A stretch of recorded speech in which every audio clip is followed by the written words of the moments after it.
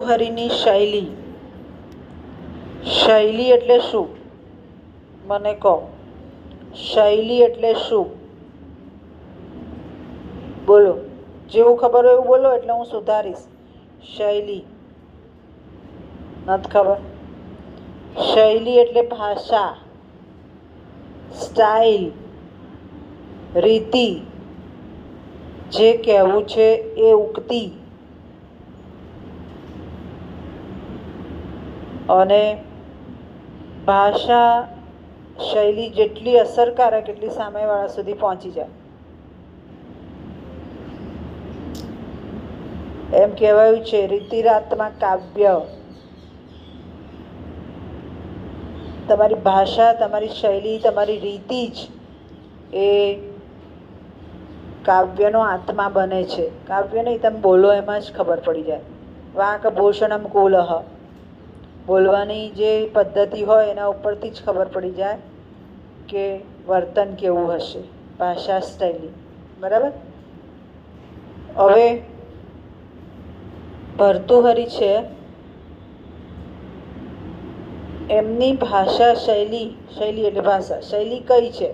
તો સંસ્કૃત સાહિત્યમાં 3 પ્રકારની શૈલી, 3 પ્રકારની ભાષા આવે. એક વૈદર્ભી. વૈદર્ભી એટલે સરળતાથી સમજી જવાય. આપણે ભાષાંતર કરીશું એટલે સરળતાથી સમજી જઈશું. સંસ્કૃતનો માણસ ના હોય તો પણ એને ખ્યાલ આવી જાય કે શું કહેવા માંગે છે.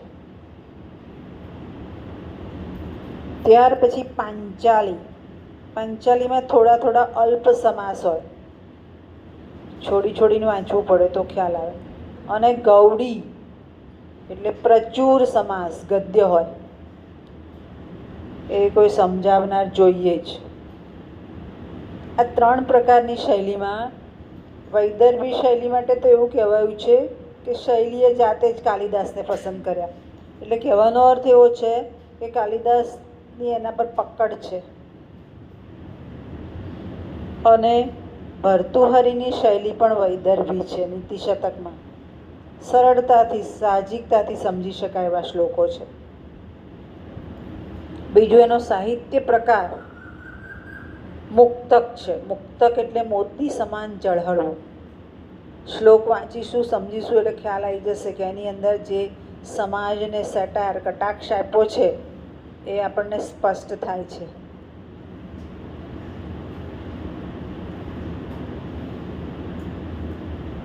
ત્યાર પછી જે શૈલી છે, ભાષા છે, એ વર્ણન આપે, સમજાવે.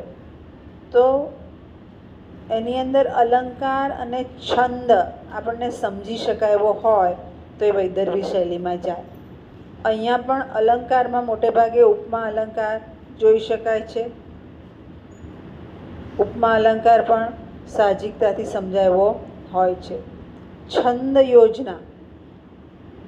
છંદમાં આપણે જેમ જેમ ભાષાંતર કરતા જઈશું એમ છંદ સમજાવતી જઈશ. છંદબદ્ધ શ્લોક હોય તો ગાઈ શકાય છે. આ બધી વસ્તુઓ ક્યાં રજૂ થાય? તો જે વર્ણન છે એની આખી અસર, ચિત્રાત્મકતા આપણી પર થાય છે.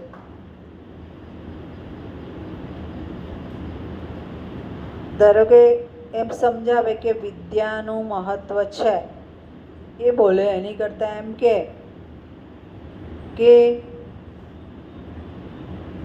વિદ્યા એ તમને પરદેશમાં જાઓ તો પણ તમારા પાસે એક મૂડી છે. આખી ચિત્રાત્મકતા થઈ કે વિદ્યાને લીધે, ભણતરને લીધે કેળવણી આવી, કેળવણી લીધે બહાર ગયા તો તમે સક્સેસ જાઓ છો. અટકતા નથી, મૂંઝાતા નથી. એટલે આ ચિત્રાત્મકતા છે કે ભાઈ 2 જ વ્યક્તિ હોય, એક મૂંઝાયા કરે ને એક નથી મૂંઝાતો, તો પેલાને ખબર છે કે મારે કઈ રીતે કામ કરવું, એની પાસે કેળવણી છે. આને ચિત્રાત્મકતા કહેવાય કે જે વર્ણન છે એ વર્ણનમાં એ વસ્તુ છતી થાય છે. ત્યાર પછી કેટલીક મર્યાદાઓ હોય. કેવી મર્યાદા? તો શબ્દ અને અર્થ ચમત્કૃતિ આપે. હમણાં લેક્ચર પૂરો થશે તો બેલ પડશે તો આપણે બધા સમજી જઈશું કે લેક્ચર પૂરો. એટલે એ અર્થ છે, બેલ વાગ્યો સાંભળ્યો અને આપણે સમજ્યા. શબ્દ છે, હું પૂછું કે બેલ વાગ્યો તો તરત જ તમે કહેશો હા બેન, લેક્ચર પૂરો. એટલે શબ્દ અને અર્થ ચમત્કૃતિ આપે, પણ કોક વાર ન પણ આપે. આપણે નથી કહેતા તો બોરિંગ લેક્ચર છે, એ તમે તમારી શબ્દ અને અર્થ સુધી ત્યાં ચમત્કૃતિ પહોંચતી નથી, એ મર્યાદા નડે કોક વાર. ભર્તુહરીમાં ઉદ્દેશ નીતિ છે એટલે ખાસ સફળ થયો છે કે એ ઉદ્દેશ આપે છે. હમણાં કીધું એમ કે વિદ્યા જેની પાસે છે એનું કામ, એની પાસે કેળવણી આવે છે. કેળવણી આવે છે એટલે એનું કામ અટકતું નથી, એને પ્રેક્ટિકલ લાઈફ જીવતા આવડે છે, એને કોઈ વસ્તુનો રસ્તો કાઢતા આવડે છે. એટલે ઉદ્દેશ દરેક શ્લોકમાં હું બતાવીશ, ઉદ્દેશ સિદ્ધ થતો જોવા મળે છે. અને આ બધું છે એટલે નીતિ શતકના શ્લોકો એ લોકપ્રિય પણ બન્યા છે.